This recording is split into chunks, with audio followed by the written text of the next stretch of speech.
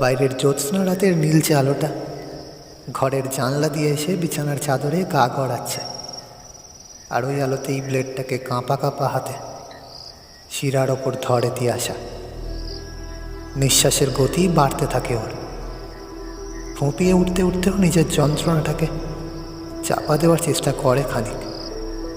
চোখে জল এনে আর যাই হোক, আত্মহত্যা করা যায় না। আত্মহত্যা করতে গেলে আনতে হয় নিজের জীবনের প্রতি ঘেন্না, আর ওটাই আনার চেষ্টা করছে তিয়াশা। বুক ভরে বাড়ছে ওর বাবার কড়া শাসনের প্রতি রাগের ওজন, রঞ্জনের প্রতি একটু একটু করে বাড়তে থাকা দু চোখে ভরাট অভিমান, আর এই চার দেওয়ালে আবদ্ধ হয়ে থাকা 5 মাসের এক একটা দিনের প্রতি বিরক্তি। এই সব কিছু মিলেমিশে ওর মাথাটাকে এবার সুইসাইডের হ্যাংওভারে নিয়ে যাচ্ছে যেন। ব্লেডের তীক্ষ্ণ দৃষ্টি শিরার ওপর তাক করছে আরো দৃঢ়ভাবে। এবার শুধু একটা টান। নিঃশ্বাসটা কয়েক সেকেন্ড চেপে ধরে চোখটা বন্ধ করে শুধুই একটা টান, ব্যাস। তারপর মাথায় চলা মনে চলা সব অনুভূতির গলায় মালা। তিয়াশা চোখের পাতা বন্ধ করতে থাকে আর ভাবতে থাকে রঞ্জনের কমলা পাঞ্জাবি পরে হাঁটু মুড়ে বসার সিনটা। স্কুলে সবার সামনে দু হাতে গোলাপ ফুলটা ধরে কেমন করে বলেছিল, আমি ভালোবাসি তোকে তিয়াশা। সব কিছু মনে পড়তে থাকে। আর যত এগুলো মনে পড়তে থাকে, আরোই যেন ওর একটার সাথে আর একটা দাঁত একে অপরের সাথে ধাক্কা ধাক্কি দিয়ে চোয়ালটাকে শক্ত করে তোলে। ব্লেডের টানটা দেওয়ার আগে শেষবারের মতো বিড়বিড় করে বলে চলেও, চললাম। তোমাদের দেওয়া খাঁচায় বন্দি জীবন ছেড়ে চলে যাচ্ছি, যেখানে আমার বলে আমার আর কেউ থাকবে না।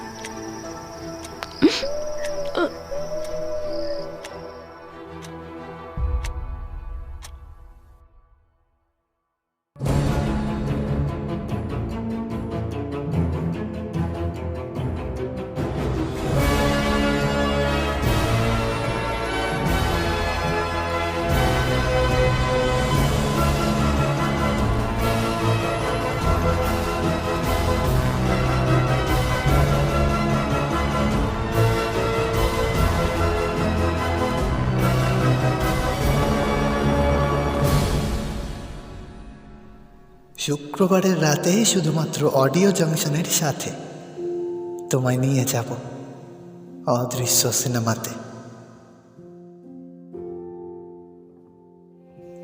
এখানেই শুধু গল্প নয়, সিনেমা হবে। আর সেই সিনেমা দেখতে গেলে ফোন স্ক্রিনে তাকিয়ে থাকার কোনো দরকার নেই। তাহলে কি করতে হবে?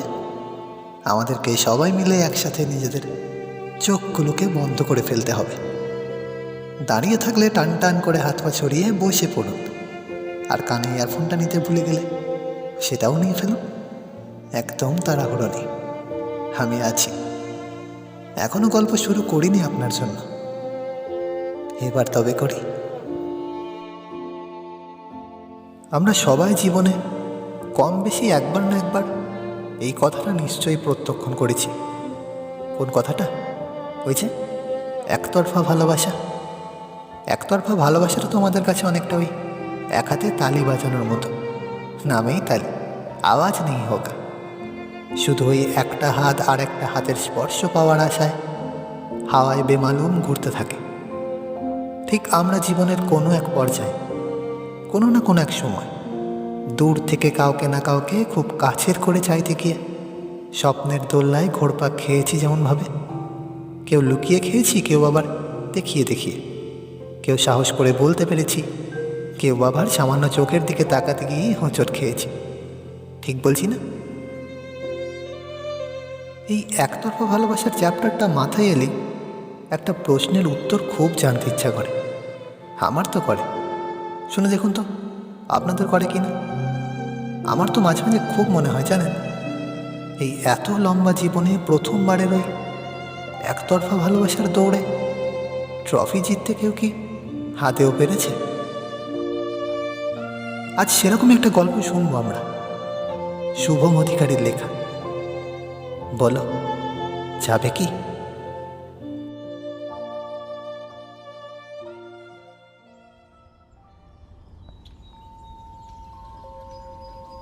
চোখের পাতা দুটো বেয়ে কাজলের ঢেউ খেলানো হয়ে গেছে।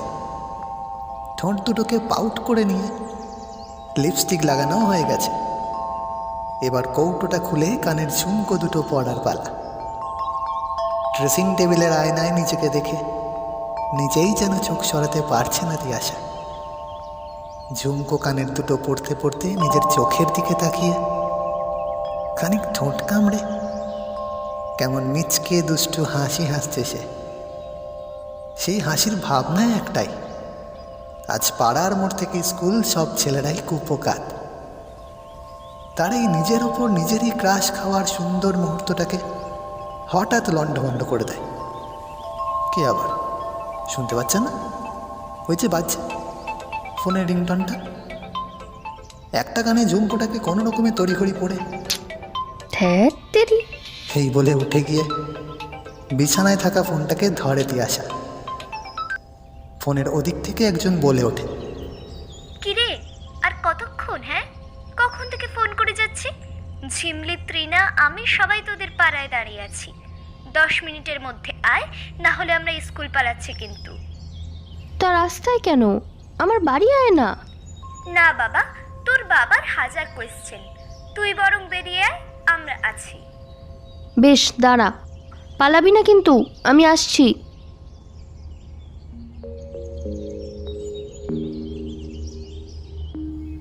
মায়ের নীল কালারের শাড়িটা পরে তার আঁচলটা মাজায় গুঁজে সামনে ঝাঁকি লাগানো গোলাপি রঙের লেডিস সাইকেলে চেপে তিয়াশা প্যাডেল করতে করতে বেরিয়ে যায় জানলার ওপার দিয়ে। ঠিক আগের বছরের আজকের দিনের নিজের পুরনো ছবিটা চোখের সামনে ভেসে ভেসে উঠছে তিয়াশা। তখন ছিল ঝলমলে দিন। রোদের ছটায় সাইকেলের হাতল ধরা তিয়াশার হাতের একগোছা কাঁচের লাল চুড়িগুলো ঝিকঝ্যাক করে চিরিক খেলে যাচ্ছিল সেদিন। আর আজ সেই তিয়াশার ফাঁকা হাত দুটো ধরে আছে জানলার লোহার শিকগুলোকে। তার মুখের থমথমে আদলটাকে গাছের পাতার ফাঁক দিয়ে আকাশের চাঁদটা উঁকি মেরে দেখছে যেন। আর সেই উঁকি ঝুঁকির আলো ছুঁয়েছে ওর চোখ থেকে কাজলের ঢেউ শুকিয়ে যাওয়া আর ঠোঁট থেকে লিপস্টিকের কালার উঠে যাওয়া আজকের শুকনো মুখটায়।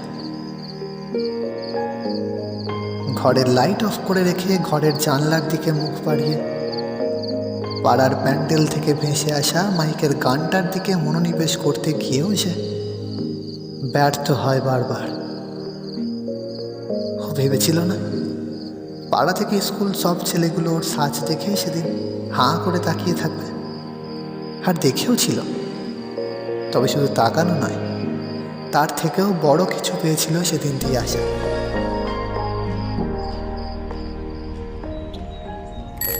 পাড়ার মোড়ে বান্ধবীদের সাথে একজোট হয়ে স্কুল চত্বরে রওনা দেয় সেদিন। তারপর যা হয়, সরস্বতী পুজো বলে কথা।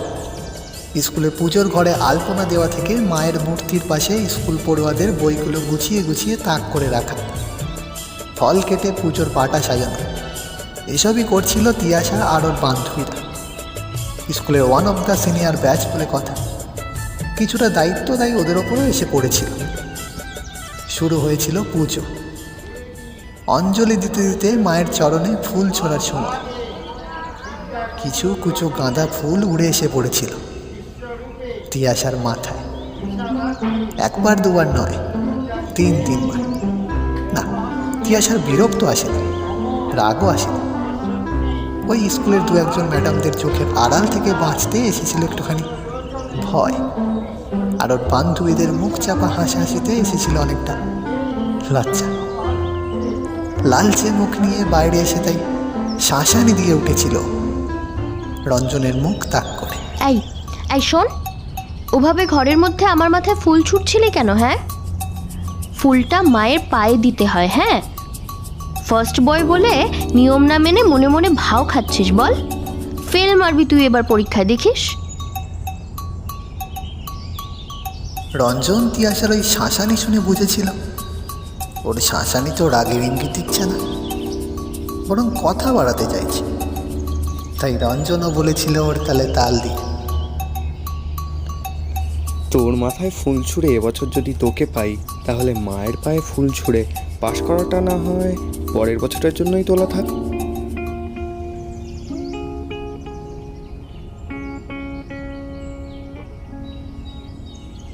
রঞ্জনের এমন কথায় তিয়াসার মুখ লাল থেকে আরোই লালচে হয়ে যায়। মুচকি হাসিতে বাঁ হাতটা মাজায় ধরে ডান হাতটা দিয়ে নিজেই নিজের মুখ ঢাকতে বসে। কি বলবে ভেবে ভাবে। ক্লাস 11 তখন, অনেক দিনের চোখাচোখি ওদের মধ্যে। ক্লাসের বেঞ্চ মেপে মেপে এক সারিতে বসা। তিয়াসা যে মাস্টারমশাইয়ের কাছে পড়ে ঠিক পিছু নিয়ে তার কাছেই টিউশন নেওয়া।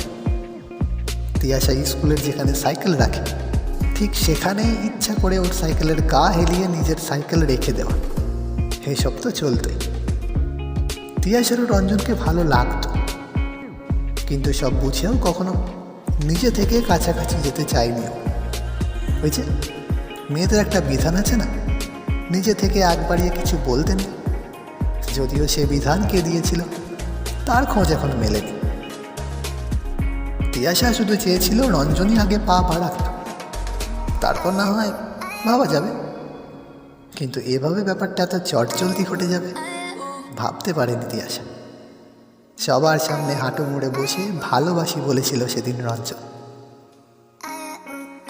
স্কুলের কম্বল পাতা রোয়াকে লুচি আলুর দম খেতে খেতে, হাঁটুতে হাঁটু ঠেকাঠেকি থেকে সাইকেলের হাতল ধরে হাঁটি হাঁটি পা পা করতে করতে বাড়ি ফিরেছিল ওরা দুজন। তারপর বাড়ির সবার আড়ালে বিকালে ছাদে বসে কুলের আচার খেতে খেতে কিংবা সন্ধেবেলায় দরজা ভেজিয়ে পড়ার নামে বইয়ের ফাঁকে সুইচ টিপে টিপে মেসেজ। প্রেম জোয়ারে ভেসেছে দুজন কত রাত। তারপর একদিন ওদের প্রেমের জোয়ারে বিরাট মুখ উঁচিয়ে যেন এক হাঙর হয়ে সব প্রেমের জল ঢক করে গেলে নিয়ে মেয়ের সদ্য রং লাগা বুক ফ্যাকাশে করে দিয়েছেন কার্তিক বাবু। কিভাবে? ওই তো রাতের বেলায় মেয়ের ফিসফিসিয়ে কথা বলার শব্দ শুনে ফোনটাকে এক আছাড় মেরে। রাত দুপুরে এসব করা হচ্ছে? এটা করতে তোকে ফোন কিনে দিয়েছি? ছেলেটা কে? হ্যাঁ, কে ছেলেটা? ফোনের সাথে মেয়ের মনটাকেও ভেঙে দিয়েছেন একেবারে। তারপর থেকেই পুজো পার্বণে বেরোনো তো দূর, স্কুল কিংবা পড়তে যাওয়া বন্ধ। বাড়িতে মাস্টারমশাইদের পড়াতে আসার বন্দোবস্ত করেছেন তিয়াসার বাবা গত 5 মাসে। সামনে উচ্চ মাধ্যমিক, পড়ার চাপ, বাবার কড়া শাসন আর দীর্ঘদিন রঞ্জনের সাথে কথা না বলতে পারার ব্যাকুলতা তিয়াসাকে যেন ছটফটিয়ে মেরেছে প্রতিদিন এই বদ্ধ ঘরে। আজ আবার সেই আগের বছরের মতোই সরস্বতী পুজো এসেছে, কিন্তু শাড়ি পরে স্কুল যাওয়া কিংবা রঞ্জনের সাথে হাঁটতে হাঁটতে বাড়ি ফেরাটা আজ আর ফেরেনি নতুন করে। সারাদিন আগের বছরের মতোই ফোন এসেছে অনেকবার বান্ধবীদের। তিয়াসার মায়ের ফোনটায়। কাকিমা, তিয়াসা কি আজকের দিনেও ঠাকুর দেখতে যাবে না? আমরা সবাই আছি, তিয়াসা না আসলে ঠিক ভালো লাগছে না। তুমি একবার কাকুকে রাজি করাও না কাকিমা। তিয়াসার কারোর সঙ্গে নয়, ওদের সাথেই থাকবে এমন আর্জিও চালিয়েছে। কিন্তু তিয়াসার মা তিয়াসার বাবাকে বারবার বলা সত্ত্বেও তিয়াসাকে বেরোতে দেয়নি ওর বাবা। বাইরে থেকে দরজায় তালা ঝুলিয়ে বাইরে বেরিয়ে গিয়েছিল যাতে তার অনুপস্থিতিতেও সে বেরোতে না পারে। আর তিয়াসা নিজের ঘরের লাইট অফ করে জানলার শিখে মাথা ঠেকিয়ে একটা কথাই ভেবে চলে সারা সন্ধে। বারবার বান্ধবীদের ফোন আসায় ওর মা ওকে একবার কথা বলতে দিয়েছিল, আর ফোনটা ধরে পূজা ওকে যে কথাটা বলেছিল সেই কথাটা।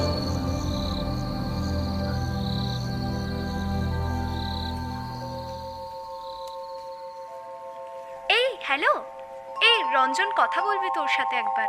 পাশে কাকিমা নেই তো? না, কই দে। হ্যাঁ হ্যালো, এই তুই আসবি কি আসবি না পরিষ্কার করে বল তো।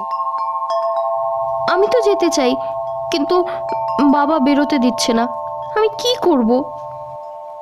শোন তিয়াশা, অনেকদিন ধরে তোর এই বাবার নটাঙ্কি সহ্য করলাম। হ্যাঁ, তোকে আমি আজকের দিনটা সময় দেবো। আজ দুপুরে 3টে পর্যন্ত আমি তোর জন্য স্কুলে অপেক্ষা করব। এখন 12:30 বাজে। এর মধ্যে যদি তুই আমার সঙ্গে দেখা করতে আসিস তাহলেই আমাদের সম্পর্কটা থাকবে, আর না হলে আমি আর এভাবে তোর জন্য চিরদিন অপেক্ষা করে থাকতে পারবো না। আমাকে অন্য রাস্তা দেখতে হবে।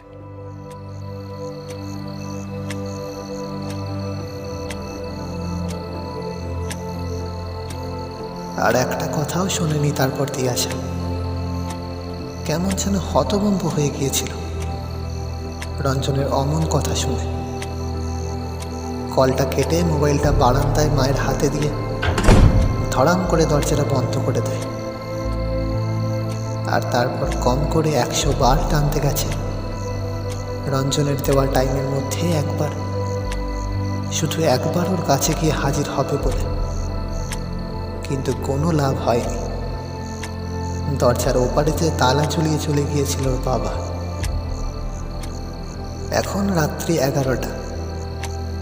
সন্ধ্যের পর থেকে কাঁদতে কাঁদতে চোখের সব জল ফুরিয়ে ফেলেছে তিয়াশা। রঞ্জন এত বড় একটা কথা এত সহজে কি করে বলতে পারলো এইভাবে? তিয়াশার নিজেকে খুব বলতে ইচ্ছা হয়, সত্যি কি রঞ্জন আমাকে আদৌ ভালোবেসেছিল? যে যে সত্যি ভালোবাসে সে কি অপেক্ষা নিয়ে এইভাবে কখনো খোঁটা দিতে পারে? তিয়াশাও যে এতদিন এত রাত রঞ্জনের সাথে দেখা করতে না পেরে, কথা বলতে না পেরে ছটফট করেছে, তার খোঁজ রঞ্জন তবে কতটুকু রাখলো? কই, এই অপেক্ষার খোঁটা তো রঞ্জনকে দেওয়ার কথা ও কখনো ভাবেনি। তিয়াশা তো ভাবেনি রঞ্জন কেন একবার ছলে বলে কৌশলে ওর সাথে যোগাযোগ করছে না। শুধু ভেবেছে হয়তো সত্যিই ওরই মতো রঞ্জন অপেক্ষার ঘড়িতে তাকিয়ে টিকটিক আওয়াজ গনে ওদের আবার কথা হওয়া। কিন্তু সব ভুল। তিয়াশার বুকের সব ছটফটানি আজ একটা ফোন কল ভেঙে চুরমার করে দিয়েছে। রঞ্জন ওকে আজ একটা অপশন হিসাবে মার্ক করে দিয়েছে। 3টের মধ্যে যেতে পারলে হয়তো সম্পর্কটা থাকতো, কিন্তু ও তো যেতে পারেনি। তাহলে রঞ্জন কি অন্যজনের হাত ধরতে একবারও দ্বিধাবোধ করবে না কাল থেকে? এইসব ভাবতে ভাবতেই ঘরের আলো জ্বালিয়ে ড্রয়ার টানে দিয়ে আসে। আবার ঘরটাকে অন্ধকার করে দেয় আগের মতোই। জীবনে আর এক ফোঁটাও আলো নেই যেন। তাই ঘরের আলো জ্বালিয়ে রাখা ওর কাছে এখন অসহ্যকর বিলাসিতা।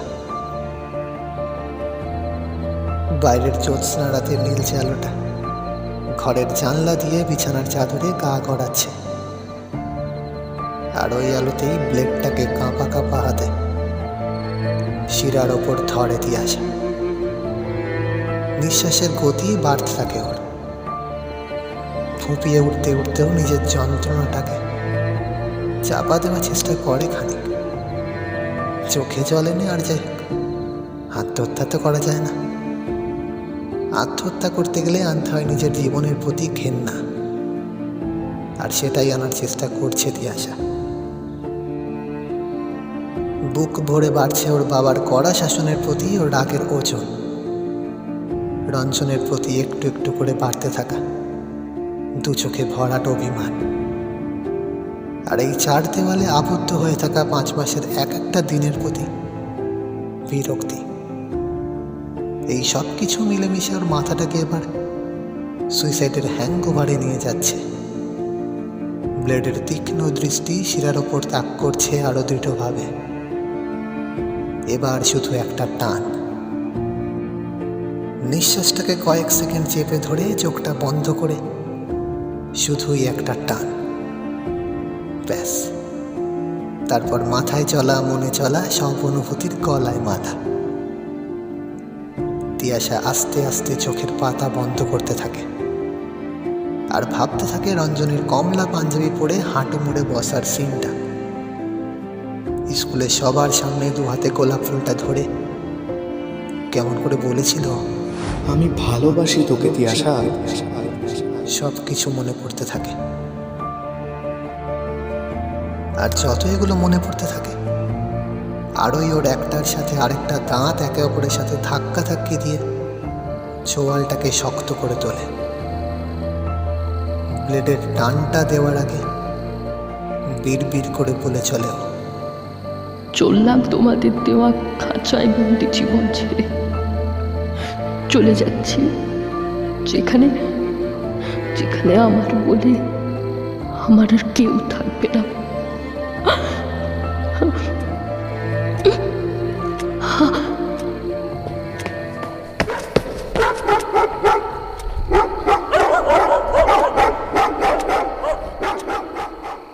হঠাৎ রাস্তায় এক পাল কুকুরের ঝাঁ ঝাঁ শব্দ তিয়াশার ব্লেড ধরা হাতটাকে কাঁপিয়ে দেয়। শিরায় টান দেওয়া ওর মনোভাবে কেউ যেন ফুল স্টপ দেয়। জানলার দিকে মুখ ঘোরাতেই দুটো রোগা পলকা হাত দেখতে পায় তিয়াশা। সাময়িক ভয়ে ওর ঠোঁট বিড়বিড়িয়ে ওঠে। কে কে কে ওখানে? জানলার শিক ধরে দেওয়ালে পা ঘষে ঘষে মাথা চাগিয়ে সে বলে, আমি আমি হিমা হিমা কি করছিস তুই? হ্যাঁ, প্লেট নিয়ে? হ্যাঁ, এত রাতে?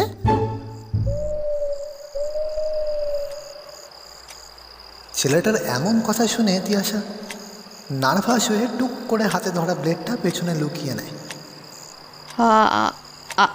আমি ব্লেড নিয়ে যাই করি না কেন, তুই তুই এখানে এত রাতে আমার ঘরের জানালায় টুকি মেরে কি করছিস?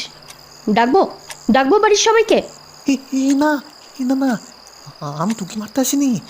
আমাকে আমাকে রঞ্জন পাঠিয়েছে। রঞ্জন? মানে এত রাতে এইভাবে তোকে কেন? কি দরকার এখন ওর আমার সাথে? ছেলেটা তিয়াশার মুখের আদলে বিভোরভাবে তাকিয়ে থেকে তারপর কেমন একটা অন্য স্বরে উত্তর দেয়, তোকে নিয়ে যেতে বলেছে।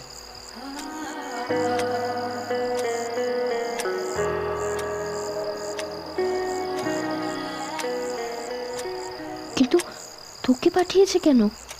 রঞ্জন নিজে আসেনি কেন? ছেলেটা একটু হাসি হাসি মুখ করে বলে, কারণ আছে। তবেই না, হালদার পাড়ার ব্যাকের মুখে কৃষ্ণচূড়া গাছটার তলায় ও বসে আছে তোর জন্য। আমাকে বললো তোকে নিয়ে যেতে। তোকে নিয়ে পালাবে আজকে ও। তোকে আর এই ঘরের মধ্যে আটকে থাকতে হবে না। পালাবে মানে? কি বলছিস তুই এসব? আমাকে যা বলে পাঠিয়েছে আমি তোকে তাই বলছি। কিন্তু কিন্তু এখন যাব কোথায় আমরা এই অন্ধকার রাতের মধ্যে? যার ওপর রাগ নিয়ে ব্লেড দিয়ে হাত কাটতে যাচ্ছিলি সেই তো তোকে রাখছে, আর তুই অন্ধকারে তার হাত ধরতে ভয় পাচ্ছিস এখন? এই তোর ভালোবাসা? আমি জানি তুই ওকে কতটা ভালোবাসিস। এক ক্লাসে পড়তাম আর জানবো না? দেখতাম তো রোজ টিফিন টাইমে ক্লাসের দক্ষিণ মুখ গঙ্গার ধারের দিকের বেঞ্চটায় কেমন মাথা রেখে দুজনের দিকে তাকিয়ে গল্প করতিস তোরা। ও তোকে খুব বাসে রে, না হলে এত রাতে তোর জন্য বাড়ি ছাড়ে বল? তুই শুধু এক পা নিজের মুখে বল, যাবি কি? আমাকে কিন্তু আবার বাড়ি ফিরতে হবে তোকে রঞ্জনের কাছে পৌঁছে দিয়েছে। তোদের পাড়া কুকুরগুলো এমনিতেই আমাকে চোর ভেবে তাড়া করেছিল। এখনই ওদিকে ছুটতে ছুটতে গিয়ে এক জায়গায় লুকিয়ে পড়েছিলাম, দিয়ে কোনো রকমে ওদের চোখ থেকে বেঁচে এসেছি। দেখতে পেলে কিন্তু মালগুলো আবার তাড়া করবে আমায়। তাড়াতাড়ি বল, যাবি কি? আরে তুই আমার অবস্থাটা বুঝতে পারছিস না? বাবা মা যদি জেগে যায় আমি আমি বেরোবো কোথা দিয়ে? ছেলেটা আবার হাসে আর বলে, আরে আরে রঞ্জন তো এই জন্যই আমাকে পাঠিয়েছে, নিচে না এসে। আমি একটা ম্যাজিক জানি। হ্যাঁ, তোকে কিচ্ছু করতে হবে না, দরজাও খুলতে হবে না। তুই শুধু চোখটা বন্ধ করবি, তোকে টুক করে ঘরের ওপার থেকে এপারে নিয়ে কেমন চলে আসবো, দেখবি? হ্যাঁ, সে আবার কি করে? বললাম তো, ম্যাজিক। তুই শুধু একবার বল, যাবে কি আমার সাথে? থুড়ি রঞ্জনের সাথে। মেয়েটা হাতে ধরা ব্লেডটাকে চোখের সামনে নেয় আর সাথে সাথে টান মারে বিছানায়। তারপর খানিক সংকোচ মাখা একটা ঢং গিলে বলে ফেলে এবার, হ্যাঁ, আমি যাব। ব্যাস, পাঁচা গেল। এই তো হয়ে গেল। তারা দেখি কেউ আসছে না তো? না না, রাস্তা পুরো ফাঁকা। নে নে, এবার চোখটা বন্ধ কর। তিয়াশা আলতো করে চোখের পাতা অটুট বিশ্বাসে বাচ্চাদের মতো কেমন বন্ধ করে ফেলে সত্যি সত্যি, আর অনুভব করে একটা হাত ওর ঘাগড়ার মাজা জাপটে ধরছে কেমন আস্তে আস্তে। ওর শরীরে শিহরণ জাগে, চোখ টিপ টিপাতে থাকে। এই বুঝি অস্বস্তিতে খুলে ফেলল এবার। আর ঠিক তখনই ওর কানে ঠান্ডা এক নিঃশ্বাস পড়ে। না না, চোখ খুলবি না এখন, না, খবরদার না। ম্যাজিক কিন্তু কাজ করবে না তাহলে। তুই তোর বাঁ হাতটা আমার আমার কাঁধের হাত, ঠিক আমি যখন বলবো তখন চোখটা খুলবি। হ্যাঁ,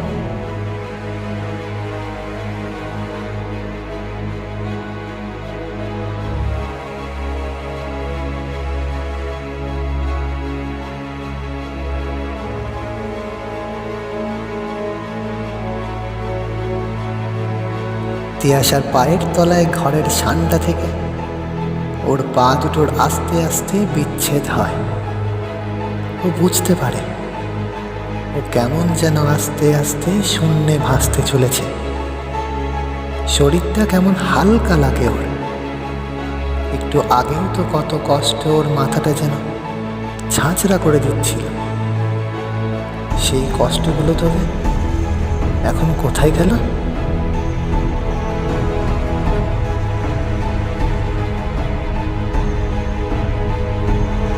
তিয়াশার নাকের সামনে আঙুলের এক ফটকা মেরে ছেলেটা বলে ওঠে,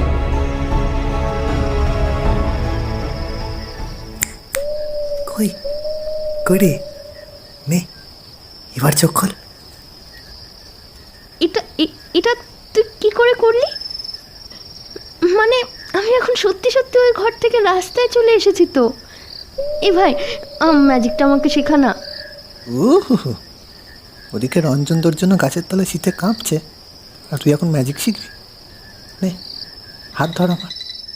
ছুটতে হবে কিন্তু, অনেকটা পথ। কেউ দেখে ফেলার আগে ভোর হতে না হতেই তোদেরকে পালাতে হবে। রেডি তো? চ। সৌম্যর শেষ কথাগুলো কেমন যেন অন্যরকমই লাগলো এবার তিয়াশা। কেমন যেন একটা ধোঁয়াশা মিশে আছে ওর কথায়। লাল ঘাগড়া পরা অবস্থায় ঢালাই রাস্তায় থপ থপ করে খালি পা ফেলতে ফেলতে সৌম্যর হাতের আঙুল ধরে ছুটতে থাকে তিয়াশা। তিয়াশার ছুটতে ছুটতে খালি মনে হয় সৌম্য যেন তিয়াশা আর রঞ্জনের ভালোবাসার পালকি। ওদেরকেও পৌঁছে দেবে ঠিক এই শহরের সবার আড়ালে ওদের প্রেম সফরে। শেষমেশ কৃষ্ণচূড়া গাছের একটু আগে এসে দুজনাই একে অপরের হাত ছেড়ে দিয়ে হাঁপাতে হাঁপাতে দাঁড়িয়ে পড়ে।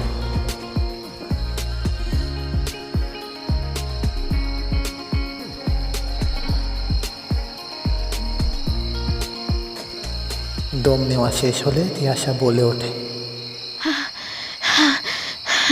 কই রে, রঞ্জন কোথায়?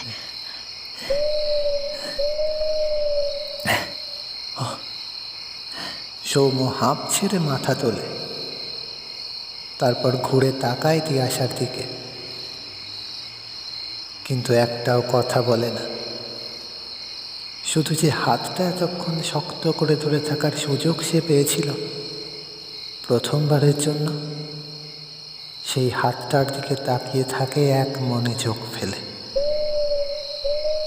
তারপর নিজের বাঁ হাতটা দিয়ে তিয়াশার ওই নরম হাতটা তুলতে তুলতে নিজের বাঁ দিকের বুকে ঠেকায়।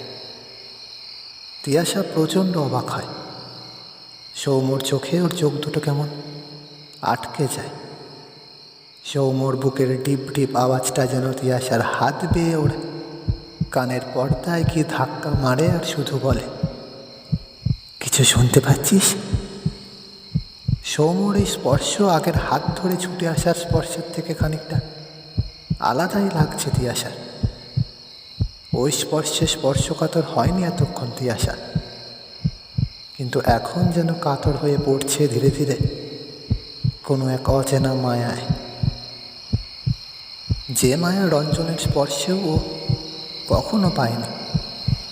ঠিক সেই মায়া।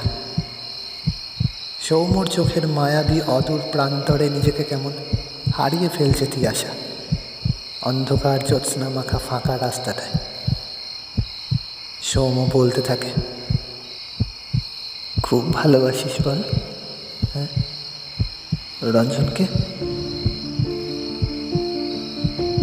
তুই আমাকে এই প্রশ্ন করার জন্য অন্ধকারে এখানে ছুটতে ছুটতে নিয়ে এলি?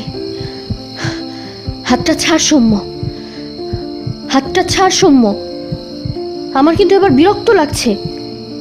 রঞ্জন, রঞ্জন, রঞ্জন, কোথায় তুমি? রঞ্জনের নাম করে চারিদিকে চিৎকার করতে থাকে তিয়াশা। সৌম্য এক ফালি হাসে, যে হাসিতে লুকিয়ে আছে যেন ওর জমানো কিছু কষ্টের ফ্ল্যাশব্যাক। সৌম্য তবুও তিয়াশার হাত ছাড়ে না, আরোই শক্ত করে ধরে আর বলতে থাকে, আমি 1 থেকে 10 গুনবো তিয়াশা। আরেকবার তোকে চোখ দুটো বন্ধ করতে হবে। আমি ঠিক 10 গোনা শেষ করব, আর তুই তখন তোর চোখ দুটো খুলিস, দিয়ে তোর বাঁ দিকে তাকাস। রঞ্জন চলে আসবে, দেখিস। তুই আমার হাতটা ছাড় আগে, প্লিজ সৌম্য। আমার এসব ভালো লাগছে না, ছাড় বলছি।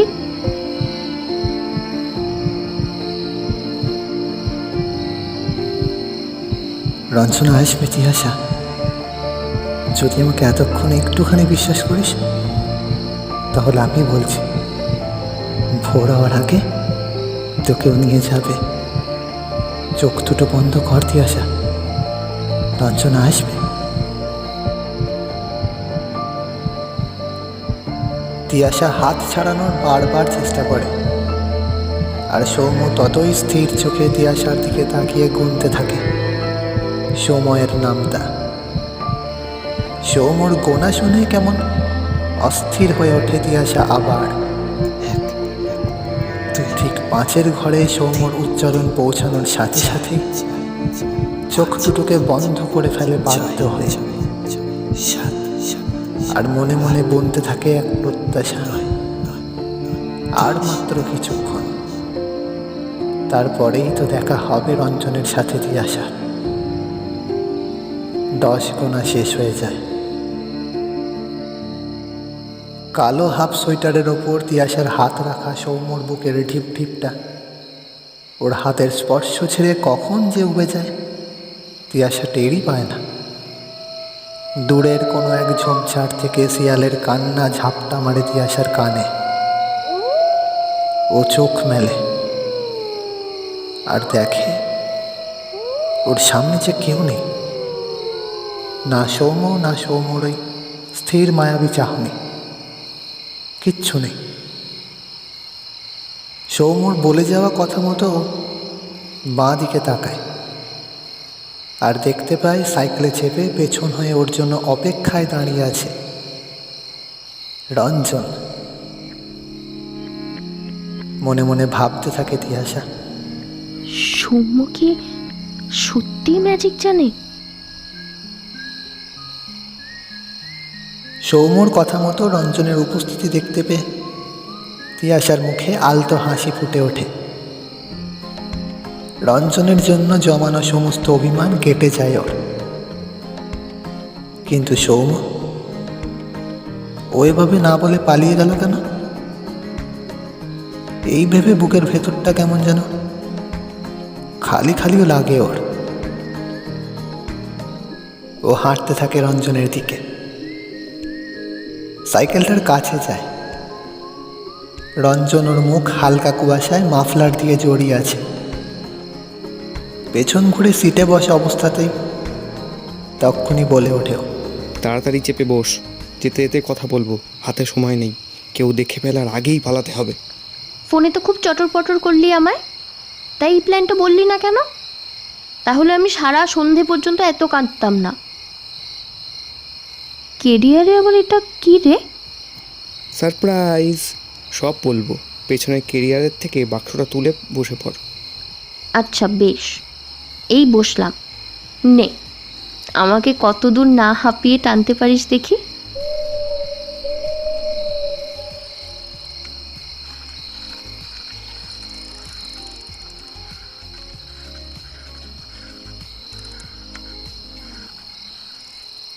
কেরিয়ারে বসে রঞ্জনের মাজাটাকে এক হাত দিয়ে চেপে ধরে অন্য হাতে গিফটের বাক্সটাকে ঘাগড়ার কোলে বসাই দিয়ে আসা।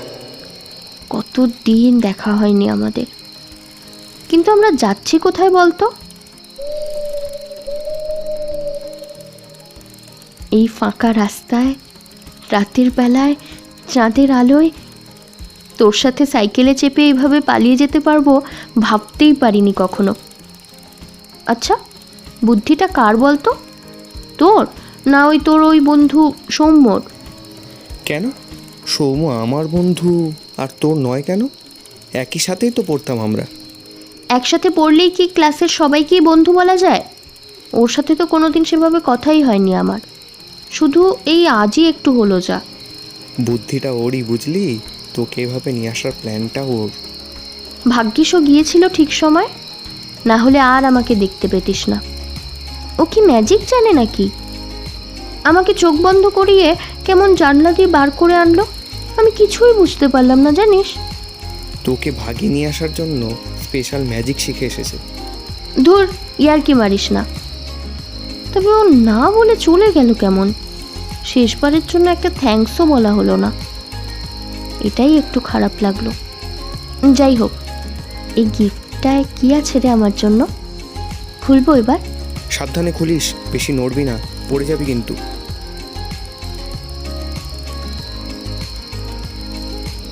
লাল রঙের ফেতি বাঁধা গিফটের বাক্সটা খুলে দিয়ে আসা আর চমকে যায়। একটা আঁকা ছবি, যেটার ক্যানভাসের রঙগুলো আবছা হয়ে গেছে কিছুটা, কিন্তু চমকটা তো সেখানে নয়। চমকটা হলো এখানে। যে ছবিটা তিয়াস এখন দেখছে সেটাই একটা সাইকেলে চেপে বসে আছে সৌম্য, স্কুলের সাদা ড্রেস পরে। আর ওর পেছনের কেরিয়ারে তিয়াসা বসে আছে আগের বছর দুর্গাপুজোয় ওর বাবার দেওয়া বেগুনি কালারের জামাটা পরে। সাইকেলের প্যাডেলে দুপা দিয়ে মোচড় মারতে মারতে রঞ্জন হঠাৎ বলে ওঠে, কি রে, কোনো আওয়াজ নেই যে? দেখলি কেমন পছন্দ হয়েছে? তিয়াসা হতবাক হয়ে যায়। এ কি, রঞ্জনের গলা হঠাৎ সৌম্যর মতো শোনাচ্ছে কেন? ও তোতলাতে তোতলাতে কিছু একটা বলতে চায়। রঞ্জন, তোর তোর গলাটা এমন? আর ঠিক এই মুহূর্তে কটকট করে রঞ্জনের মাথাটা সামনে থেকে ঘুরে পেছন ফেরে দিয়ে আসার দিকে। নাক মুখ ঢাকা মাফলারটা মুখ থেকে নিচে নেমে পড়েছে ততক্ষণে। তিয়াসার শ্বাসনালীর শ্বাস থমকে যায় তৎক্ষণাৎ। কোথায় রঞ্জন? এ তো সৌম্য। জ্ঞান হারিয়ে সৌম্যর পিঠে মাথা ঢুলিয়ে দেয় তিয়াসা। সৌম্য নিজের মাথাটাকে সামনের দিকে আবার কটমট করে ঘুরিয়ে তিয়াসার হাতটাকে নিজের মাঝায় শক্ত করে জড়িয়ে নেয়। যাতে ও পড়ে না যায়। সাইকেলের প্যাডেল আরও তীব্র গতিতে ঘুরতে থাকে।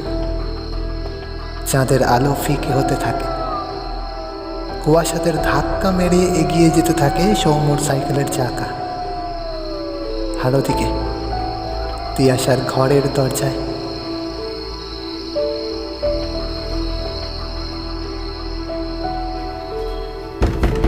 ঘর খোল, ঘর খোল মা, ঘর খোল। আর কোনো দিন তোকে এভাবে বন্ধ করে রাখবো না তিয়া। মা, মা আমার ঘর খোল মা।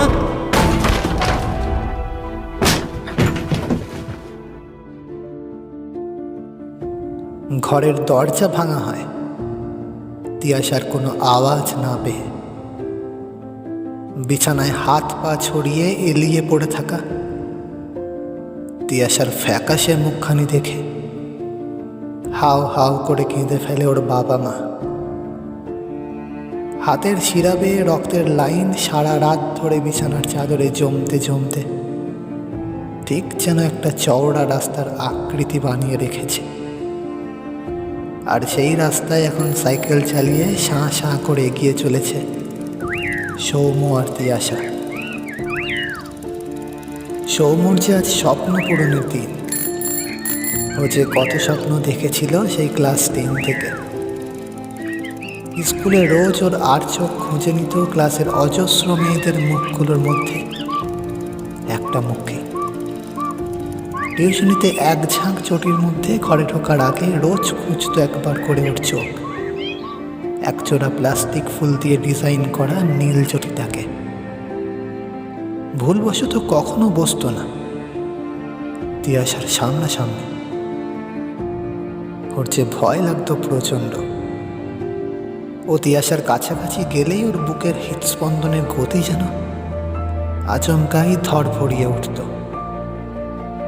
মনে হতো একবার যদি ওর সাথে তিয়াশার গা ছুঁয়ে যায় ও তবে যেন ওখানেই মারা পড়বে।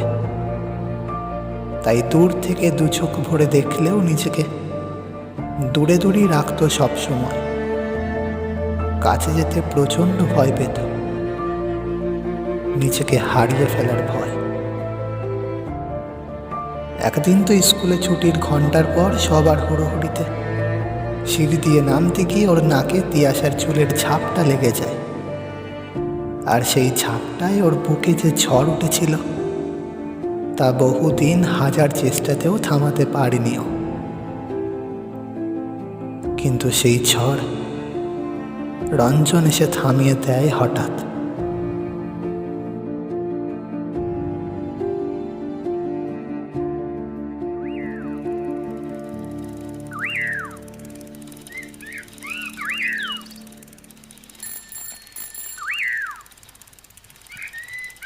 মনে আছে তিয়াশা, সেই আগের বার সরস্বতী পুজোর দিন স্কুলে সবার সামনে হাঁটু মুড়ে বসে রঞ্জন তোকে কেমন প্রপোজ করেছিল?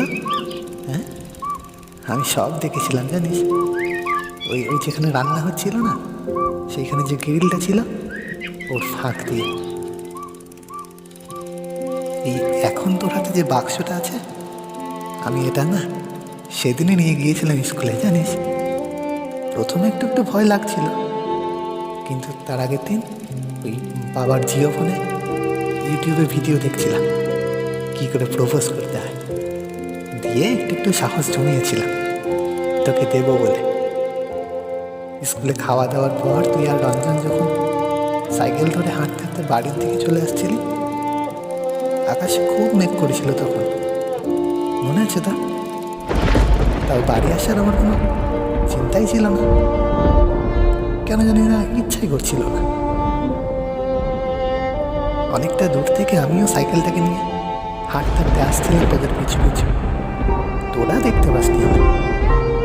রঞ্জনের এক একটা কথায় তুই কেমন এসে গড়িয়ে পড়ছিলি রাস্তায়, আর আমি দূর থেকে কেমন ভ্যাপলা হয়ে দেখছিলাম শুধু তোকে। আমার সাইকেলের হাতলে তোর নামে নিয়ে যাওয়া এই গিফটের বাক্সটা একটা হলুদ চিকচিকিতে ঝুলছিল। হঠাৎ ঝমঝম করে বৃষ্টি এসেছিল সেদিন, তোরা দিয়ে ওই কৃষ্ণচূড়া গাছের কাছে একটা খড়ের চুপটি ছিল না, তার ভেতরে গিয়ে দাঁড়িয়েছিলি। আমি তোদের সামনে দিয়ে গেলে যদি বুঝে ফেলতিস তোদের আমি ফলো করছিলাম, সেই ভয়ে আর এগোইনি। খুব ভিজেছিলাম জানিস সেদিন বৃষ্টিতে। কৃষ্ণচূড়া গাছটার পেছন দিকে সাইকেলটাকে হেলিয়ে দিয়ে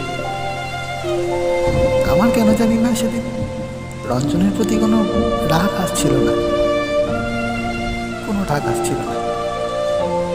কিন্তু গাছের আড়াল থেকে মুখ বাড়িয়ে তোদের ফলো করতে করতে যখন দেখেছিলাম রঞ্জন তোর গালে কষিয়ে একটা চুমু খেয়েছিল, আর তুই ওকে লজ্জায় কেমন জড়িয়ে ধরে ওর বুকে মুখ লুকিয়েছিলি, আমার চোখ দুটো না কেমন টলটল করে এসেছিল জানিস। মনে হচ্ছিল চোখের মনে দুটো গলে যাচ্ছে নাকি। বারবার হাত দিয়ে রগড়াচ্ছিলাম, কিন্তু চোখের টলটল যাচ্ছিলই না। তারপর যখন বৃষ্টি কমলো তখন বুঝলাম ও বাবা, বৃষ্টির জল মাথা দিয়ে মুখ গড়িয়ে পড়ছিল বলে ধরতেই পারিনি। আমার চোখ যে কাঁদছিল সেদিন একজনের জন্য, থামছিলই না। তারপর সাইকেলের চাকাটা বাড়ির দিকে ঘোরাতেই দেখেছিলাম সাইকেলের হাতলে ঝোলানো ঝিকঝিকিটার ভেতরে অনেকটা জল জমে তলা দিয়ে চুই চুই করে পড়ছে। তখন কি ভেবেছিলাম জানিস? ভেবেছিলাম আমি একা কাঁদছিলাম তো, তাই মনে চিকচিকিটা আমাকে সাথ দিচ্ছিল। বাড়ি ফিরে চিকচিকির ভেতর থেকে তোর জন্য নিয়ে যাওয়া গোলাপ ফুলের স্টিকার দিয়ে মোড়া, ভেতরে অনেক ক্যাডবেরি দিয়ে ভালো করে প্যাকেট করা গিফটের বাক্সটা খুলতেই দেখেছিলাম আমার আঁকা তোর জন্য ছবিটা না ভিজে একদম চকচকে হয়ে গিয়েছিল। ছবির ক্যানভাসের রঙগুলো কেমন জলে ছুঁয়ে আবছা হয়ে গিয়েছিল, ঠিক যেন ওটা ইঙ্গিত দিচ্ছিল জানিস আমার যেমন বোকা বোকা স্বপ্নগুলো সেদিন আবছা হয়ে যাওয়ার মতো। ভেবেছিলাম একবার বাড়ি ফিরে ভেবেছিলাম চেয়ে ফেলবো এক টান দিয়ে, কিন্তু দেখলাম মেঘ কেটে রোদ উঠেছিল সেদিন। আবার আমি আমাদের টিনের চালে ইট চাপা দিয়ে শুকিয়েছিলাম আবার যত্ন করে ছবিটা। এই ছবিটা না আমি 1 মাস তো রেখেছিলাম জানিস। তুই তোর বাবার মোটরসাইকেলে চেপে ওই গোলাপি কালারের জামাটা পরে দুর্গাপুজোয় যখন ঘুরছিলি, আমি তোর পেছন পেছন জোরে জোরে সাইকেল চালিয়ে সবার ভিড় ঠেলে তুই যে মণ্ডপে যাচ্ছিলি, আমিও তোকে ফলো করে সেখানেই যাচ্ছিলাম। তোকে ওই ড্রেসটা পরে এত ভালো লাগছিল যে তোকে চোখ থেকে হারাতে ইচ্ছা করছিল না। সাইকেল চালাতে চালাতে আমি বোকার মতো একবার কি ভেবেছিলাম জানিস? হ্যাঁ, আসবি তুই চললে, তাও বলে ফেলি আজকে। হ্যাঁ, ভেবেছিলাম যে তুই না আমার সাইকেলের ক্যারিয়ারে যদি কখনো বসতিস পা ঝুলিয়ে, আর আমি সাইকেল চালাতে চালাতে তোকে বলতে পারতাম ও একটু কম খেতে পারিস না, হাঁপিয়ে গেলাম তোকে টানতে টানতে। কিন্তু আজ দেখ, সেই রাত থেকে এতক্ষণ ধরে তোকে চালিয়ে নিয়ে আসছি শহর ছাড়িয়ে, কোন হাঁপাচ্ছি না তো? হাঁপাচ্ছি বল? হাঁপাচ্ছি না তো? প্রতিদিন রাত হতো আর আমার আর তোর এই আঁকা ছবিটা বুকে জড়িয়ে আমি শুয়ে থাকতাম জানিস। খুব কষ্ট হতো আমার, আর এই কষ্টটা অনুভব করতে করতে আমার মনে একটাই প্রশ্ন জাগত যে কষ্ট শব্দটা তো ছোট কেন বল, যেখানে ওজনটা এত বড়। আমার এই প্রশ্নের অভিযোগে তাই কষ্টের ওজনটা একদিন দেখলাম ছোট হয়েই আসলো ওই মুখে বলা শব্দটার মতো। ডাক্তার নাকি বললো আমার নিউমোনিয়া হয়েছে। ব্যাস, স্কুলের গেট বন্ধ হলো আমার জন্য। ভাবতে পারিস? হ্যাঁ, একদিন স্কুলের গেটটা বন্ধ হলো আমার জন্য। নিজেকে তখন চালা পুরো সেলিব্রিটি লাগছিল।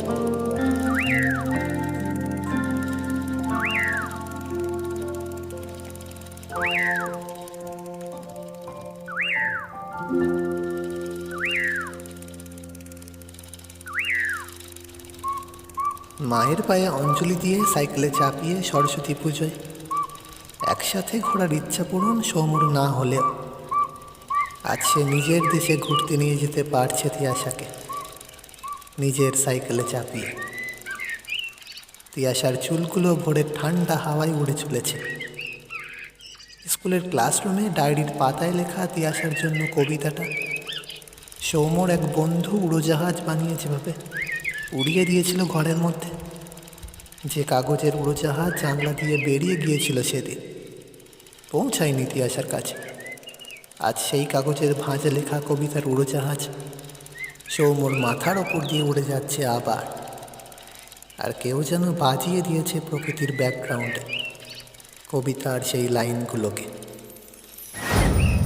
কখনো যদি তোমায় বলতে পারি ঘন কুয়াশায় ঢাকা প্রান্তরে সূর্যমুখী সারি সারি তার মাঝের রাস্তা বেয়ে তোমায় হারিয়ে যেতে চাই, সাইকেলের বেল বাজিয়ে তোমারই মন বেভাগী, তাহলে কি তখন আমার প্রশ্নের উত্তর দেবে?